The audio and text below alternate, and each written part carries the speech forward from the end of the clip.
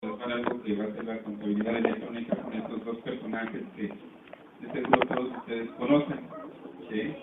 Entonces me imagino que cada año, regresa el sensor, que cada año me imagino que han de estar así los diputados y el presidente pensando que van a hacer en cada ejercicio, ¿no? Bueno, vamos a dar unos aspectos relevantes, conceptos que tienen mucha importancia y trascendencia porque están contemplados tanto en la resolución miscelánea como sus modificaciones, en el Código Fiscal de la Federación, su reglamento y las leyes fiscales sustantivas que van a ser objeto de comentarios en esta tarde. Va a empezar el contador Ángel Garzón a darles unos conceptos generales.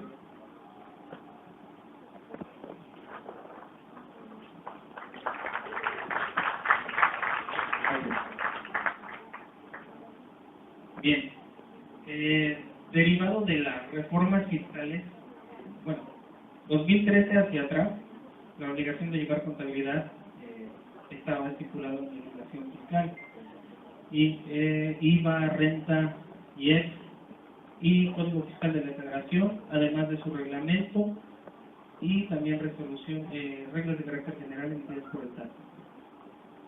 Bien, para esa obligación contempla el concepto general de contabilidad, y para poder definirla nosotros podemos contrastar definición que aparece en normas de información financiera y también 3 definiciones más que tenemos tomadas de doctrina. Entonces, contabilidad para efectos de normas de información financiera, la definen como contabilidad financiera y que es una técnica que se utiliza para producir sistemática y estructuralmente información cuantitativa expresada en unidades monetarias de las transacciones que realiza una entidad económica y de ciertos eventos económicos identificables y cuantificables que la afectan, con el objeto de facilitar a los diversos interesados el tomar decisiones en relación con dicha entidad económica. Bueno, de entrada en esta definición está completa y nosotros podemos empezar a identificar elementos como que toda la información que se va a considerar en contabilidad es información que se puede cuantificar. Se puede cuantificar y la tomamos de aquellos eventos económicos los cuales representan una afectación a nuestra entidad económica nombrada así por los mismos postulados básicos de las normas de información financiera. Siguiente, por favor. Para lo que es doctrina, está un poquito cortada la imagen. Nuestra primera definición de doctrina tenemos que es una técnica que produce información estructurada y sistemáticamente en forma cuantitativa. Volvemos a tomar un elemento que dice que es en forma cuantitativa. Todo aquel evento económico que afecta a nuestra empresa la tenemos que cuantificar. Cuantificarla en términos monetarios, y tenemos que estas transacciones son los eventos económicos que les estaba mencionando con anterioridad, que efectúa una entidad económica y de ciertos eventos económicos que la afectan con el objeto de facilitar la interpretación y toma de decisiones. Interpretación y toma de decisiones. Interpretación por parte de quién? Primeramente por los que somos los dueños de la información, los que somos los que creamos esa información, que somos en este caso pues, los contadores, ¿no? ¿Cómo se va a interpretar la información? Utilizando las famosas razones financieras. ¿Por qué? Porque finalmente la información se le entrega a los altos directivos. Aquellos altos directivos son los socios, los accionistas apoyados de sus gerentes generales. Entonces, ellos llegan en algún momento a tomar aquellas decisiones que van a marcar el rumbo de la empresa. ¿Por qué? Porque finalmente todo el proceso contable aterriza en estados financieros, es donde se encuentra ya concentrada la información y presentada a través de una interpretación para que sea una forma más entendible para los socios recibir aquella información, entonces les facilitará las tomas de decisiones. Siguiente, por favor. Una segunda definición dice que es una técnica contable que produce sistemática y estructuralmente información cuantitativa. Nos volvemos a tocar con la información cuantitativa expresada en unidades monetarias sobre los eventos económicos identificables y cuantificables que realiza una entidad a través de un proceso de captación de operaciones que cronológicamente mida, clasifique, registre y resuma con claridad. Entonces aquí ya encontramos otro elemento nuevo, que las operaciones en contabilidad se van a registrar de forma cronológica, es decir, conforme fueron ocurriendo. Por ahí también en postulados básicos tenemos uno que se llama devengación contable, y la devengación contable nos dice que todo aquel evento económico se representa en dos momentos. Uno en el que ocurre y otro en el que se realiza. ¿Cuál es el que ocurre? Por ejemplo, cuando nosotros emitimos una factura donde estamos representando un ingreso para la empresa, le estamos emitiendo, por ejemplo, fecha de hoy. Entonces, en este momento nosotros la tenemos que reconocer, y la devengación contable nos explica que el momento de la realización es cuando yo la cobro. Entonces, son dos momentos, y esos dos momentos se tienen que reconocer y registrar en nuestra contabilidad. ¿Sí? Finalmente, una tercera dice que también es una técnica que establece normas y procedimientos para registrar, clasificar, analizar e interpretar los hechos económicos que afectan al patrimonio de los comerciantes individuales, ya sean personas físicas o empresas organizadas como sociedades mercantiles o personas morales. Bueno, nada más hay como comentario, porque sociedades mercantiles únicamente se está limitando a la ley general de sociedades mercantiles, pero existen otros tipos de asociación, otras legislaciones que nos permiten asociarnos como persona moral. Una de ellas, por ejemplo, es el Código Civil Federal, que nos permite formar asociaciones y sociedades civiles. Siguiente.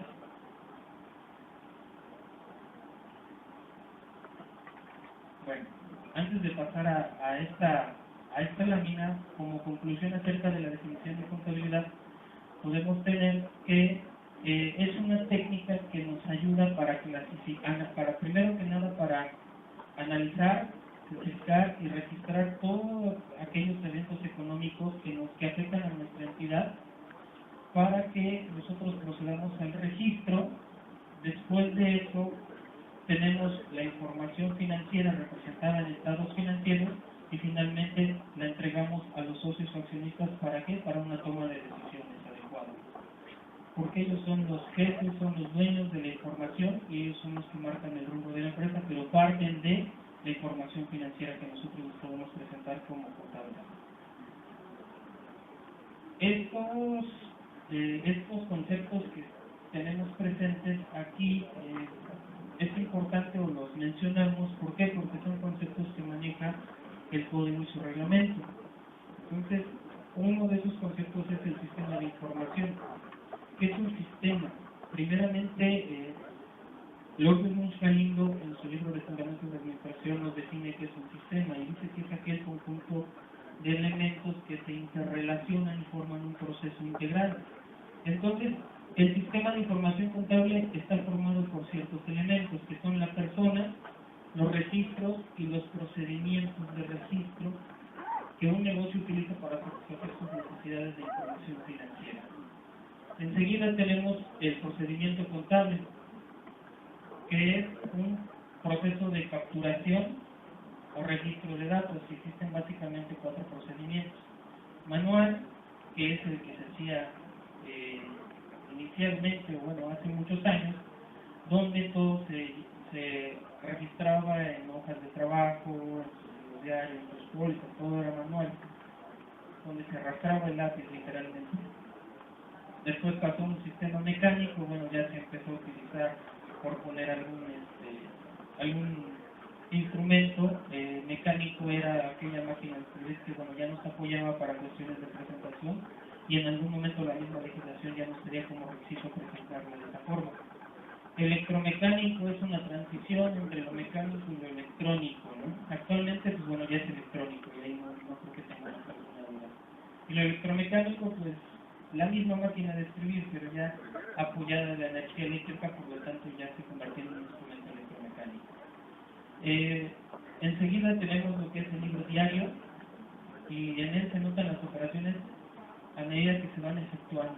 Por eso, en la definición de contabilidad mencionábamos algunos de los elementos que hablábamos del elemento de la cronología, o sea, registrar todas las operaciones conforme se van realizando y conforme el postulado de designación contable nos indica que tenemos que registrar cuando ocurren y cuando se realizan.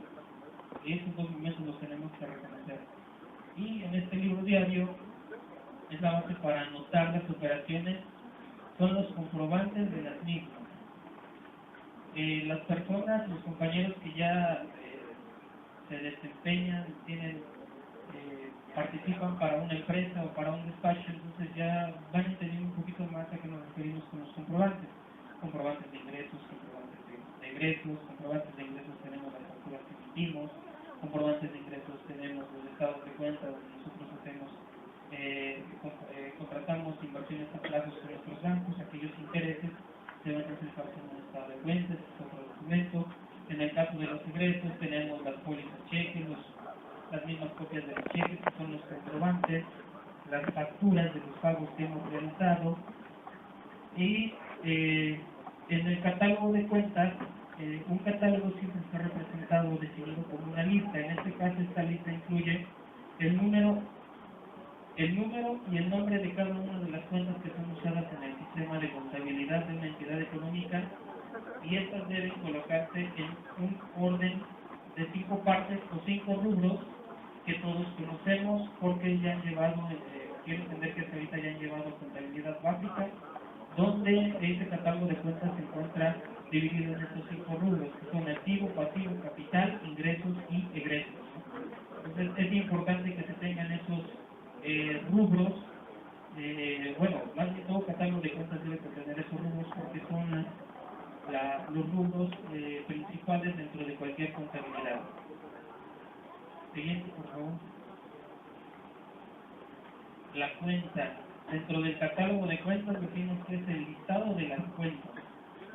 La cuenta es un documento donde se anotan los aumentos, disminuciones o partidas provocados por los componentes de una transacción de negocios.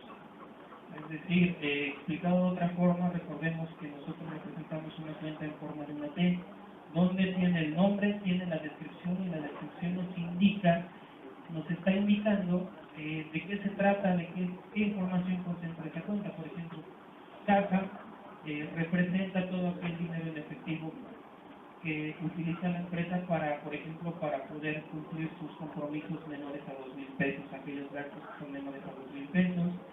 Todo dependiendo del control interno que maneje cada empresa, la caja se puede utilizar para registrar en ese momento todos aquellos cheques que recibe, todos aquellos documentos que lo pagaré se pueden concentrar en la cuenta de caja. Inmediatamente después cuando ya se proceda a su cobro o a su depósito en el banco ya cambiaría de rubro, ya sería a la cuenta de bancos. Enseguida tenemos registros contables y que no es nada más que contabilizar aquellos eventos económicos que ya cuantificamos y que ya definimos en unidades monetarias. Y finalmente, ¿qué es una acción contable? Pues es la anotación que se hace en el libro diario. En nuestro libro diario, como decíamos anteriormente, tiene que ser registrado estos acciones contables de forma cronológica, indicando las fechas en las que se realizaron aquellos registros y, bueno, finalmente tiene algunos puntos que se tienen que cumplir para poder registrar esos asientos contables, que son, por ejemplo, indicar la fecha, indicar la fecha que se está registrando, indicar el concepto, indicar, bueno, el concepto me estoy refiriendo a la descripción, de decir, por ejemplo, cheque 51, espacio, y ya ponemos a qué proveedor se le pagó, y si queremos detallar un poquito más, les podemos describir el concepto de la compra, tal vez activos fijos, se compró materia prima, y o en el caso de los ingresos, bueno, también describir, por ejemplo, normalmente se utiliza una póliza de registro mensual para lo que son todos los ingresos. Podemos describir ahí ingresos del mes de febrero, por ejemplo, y enumerar todas nuestras facturas, ya realizando nuestros debidos cargos, nuestros debidos abonos y siempre respetando lo que es la partida doble. La partida doble, bueno, se vuelve importante, ¿por qué? Porque, por ejemplo, en balanza de comprobación, espero que todos ya la conozcan,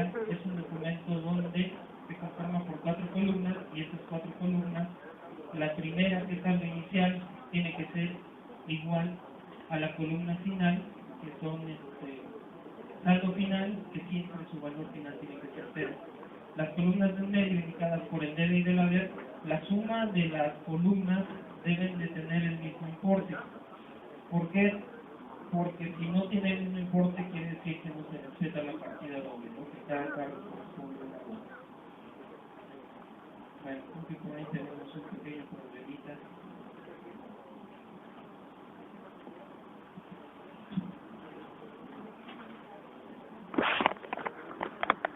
Hace un momento se deben de considerar, o pues consideramos pertinente definirlos porque son los conceptos que se encuentran establecidos en Código Fiscal de la Federación y su reglamento.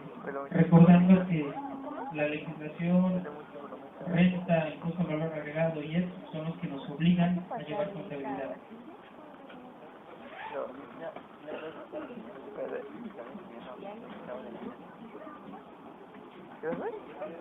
No, digo que ya no se arrepintió.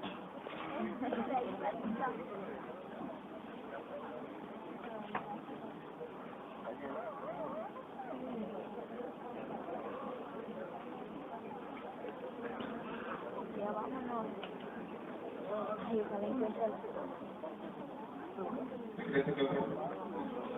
Regrésale una. Déjalo. No, güey, Algo pasa que la ley de amortizadores va a ofrecer que hoy nosotros pensé que cuando algo va mal va a salir peor, pero vamos a tomar las leyes fiscales sustantivas, que son la ley de impuestos sobre la renta, ley del IVA, ley del IEP, que son las que actualmente nos obligan a llevar contabilidad cada uno en su diferente capitulado, en artículos específicos que vamos a ir tomando poco a poco. Sin embargo, es importante hacer un poquito de historia, un poco de antecedentes, porque cuando ustedes se incorporen a la vida laboral, van a darse cuenta que en términos del artículo 67 del Código Fiscal de la Federación, establece un plazo en el que las autoridades fiscales pueden ejercer o no sus facultades de comprobación que checábamos ayer. Este término no confundirlo con el de 146, que es la prescripción. Estamos hablando de la caducidad, que se computa a partir de que se cumplen con las obligaciones, sean provisionales o una declaración anual. A partir de ese momento empieza a computar y a petición del contribuyente son 5 años. Entonces no perdamos de vista que esos 5 años puede ser que cuando ustedes salgan, bueno, cuando egresen y se incorporen a la vida productiva, van a tener todavía, si es que les realizan algún ejercicio de 2013, 2012, van a tener que checar en su momento cómo se tenía que hacer la contabilidad y cuáles eran los requisitos que debía de cumplir para efectos de la misma, ¿sale? Entonces, esto es en términos del artículo también 6 del Código Fiscal de la Federación, que ahí son que las obligaciones se deberán de cumplir de acuerdo al momento en que se causan las contribuciones, ¿sale? Entonces, vamos a hacer un poquito de historia de la ley de impuestos sobre la renta. Aquí tenemos un dato curioso, que son 8 los decretos a través de los cuales se han expedido, reformado o adicionado las disposiciones de la ley de impuestos sobre la renta, y son 5 reglamentos correspondientes desde su aparición hasta la actual ley que tenemos del 11 de diciembre del año pasado, ¿sale? Entonces vamos a hacer una línea de tiempo.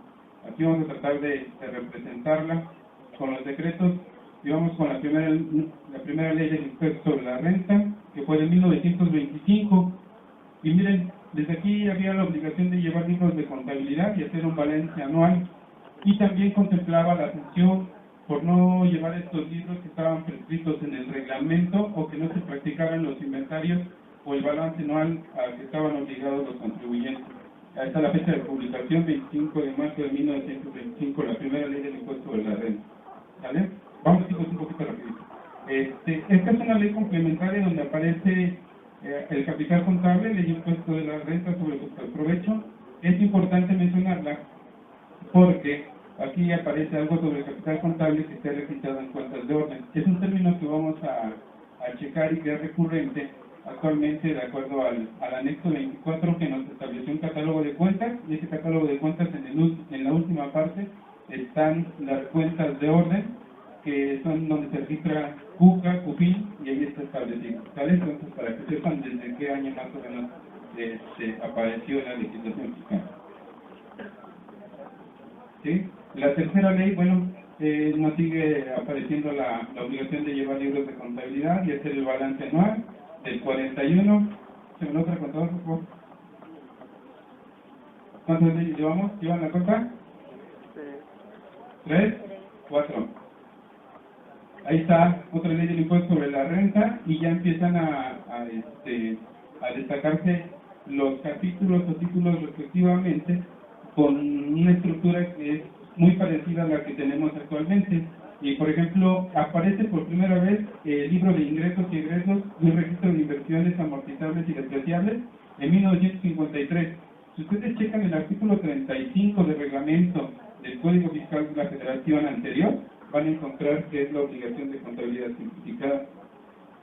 Aquí está el antecedente de esa contabilidad simplificada, ¿sale? En 1953. Y este dato que les vamos a presentar les va a causar dolor de cabeza.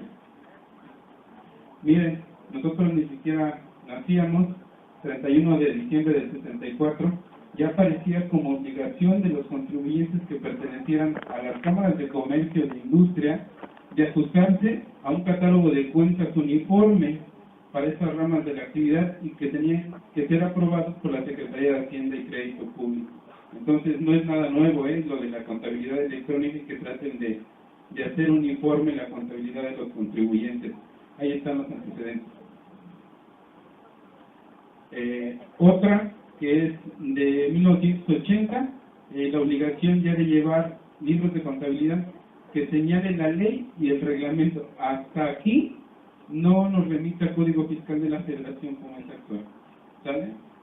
Ley del impuesto sobre la renta que establecía que deberías de llevar contabilidad y el reglamento te establecía cómo la deberías de llevar en la misma ley fiscal sustantiva. Dame la otra contador.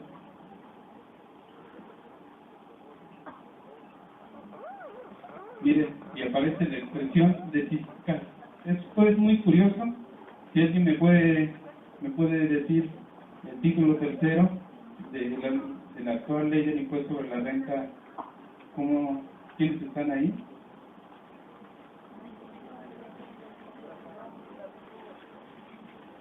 ¿Con fines no lucrativos? Sí. Órale, pues, curiosamente a este régimen le aparece que tengan sistemas contables y se mantiene en la actual ley. Entonces, es algo muy, muy curioso. Y ya la estructura que conocemos de la ley del impuesto sobre la renta empieza a tener la forma y se mantiene, bueno, con sus ajustes, ¿no? que es la que actualmente tenemos funcionando. ¿Sale? Y esta es la ley del impuesto sobre la renta, del decreto que les digo que fue del 11 de diciembre de 2013, que es la que está vigente. Y este título cuarto de las personas morales, en su capítulo octavo de las obligaciones, esos títulos que están enunciados aquí son donde establece la obligación de llevar contabilidad, pero tienen la expresión casi por default todas de llevar contabilidad de conformidad con el Código Fiscal de la Federación, su reglamento y el reglamento de esta ley y efectuar los registros en la misma. ¿Vale? Aquí hay algo muy importante que hay que destacar. Para el registro de las deducciones, el artículo 27 tienen que estar registrados en contabilidad. Entonces es algo muy importante que tenemos que hacer, inclusive en cuentas de orden, y sigue estableciendo lo que es CUFE y CUFIN. Y está el reglamento de la ley del impuesto sobre la renta. Vamos al primero de 1939 y chequen esto que es muy importante. Actualmente en el Código Fiscal de la Federación se establece plazos para efectuar el registro de sus operaciones. Antes aparecía en el reglamento de la ley de ISR y eran 30 días siguientes a la fecha de las operaciones o 15 si se trataba del libro de ingresos y egresos. Imagínense, el plazo pues era significativo, ¿no? Que ha ido variando conforme va la ley del impuesto sobre la renta. ¿Sale? Aquí aparece el primer el primer sistema para hacer la contabilidad, que es mecánico, inclusive prevalece el catálogo de cuentas y los procedimientos para que pudieran hacer estos registros por los organismos que quedaban obligados para llevar sus cuentas en esos catálogos. ¿Vale? Entonces, este reglamento precisa siempre las situaciones de cómo se va a hacer lo que se establece en la ley fiscal sustantiva. ¿Vale? Entonces, aquí aparece, imagínense, hasta el 77 el libro diario mayor de inventarios y balances. Entonces es algo muy relevante, en su intento que tiene la autoridad por tratar de homologar, de hacer estándares de información que tienen que suministrar los contribuyentes, pues comete algunos errores que son aprovechados de mala forma por nosotros como profesionales. Pero indudablemente siempre con la salvedad de que esta conducta podemos incurrir en alguna infracción y una sanción posterior. ¿Vale? Lo que les decía, la contabilidad simplificada en el término como tal aparece en el 84, de acuerdo al Código Fiscal de la Federación y su reglamento, y apareció primero para sociedades mercantiles, el capítulo 5 de obligaciones de las sociedades mercantiles. Esta contabilidad simplificada del 84 a 2013, artículo 35, reglamento del Código Fiscal de la Federación.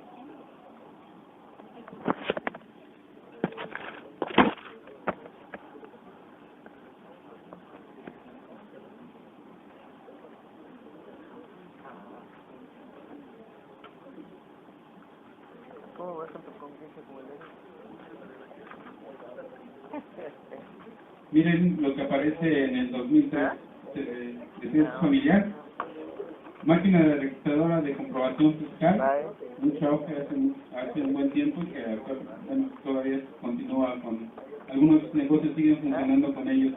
Equipos electrónicos de registro fiscal, ahí establece qué son, y el sistema electrónico de registro fiscal, aquel programa informático que genera un registro lógico permanente, indudable, inalterable, al cual cumpla las características. Déjenme comentarles rapidísimo una anécdota.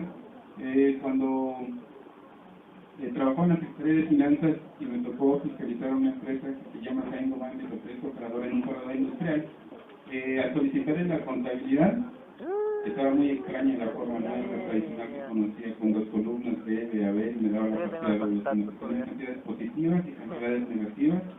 Empezamos a verificarlas.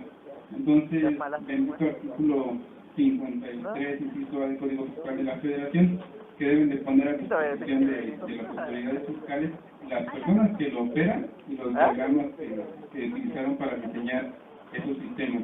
Entonces, a veces nosotros nos limitamos con decir que un COI con papá nos va a solucionar la vida, pero hay que leer el manual, ¿vale? Y hay que tenerlo porque en algún momento nos pueden preguntar cómo funciona, y nosotros como responsables de la información de procesarla, si nos lo solicitan, tendríamos la obligación de auxiliar a las autoridades de sus aplicados. Cuiden mucho ese elemento, por favor.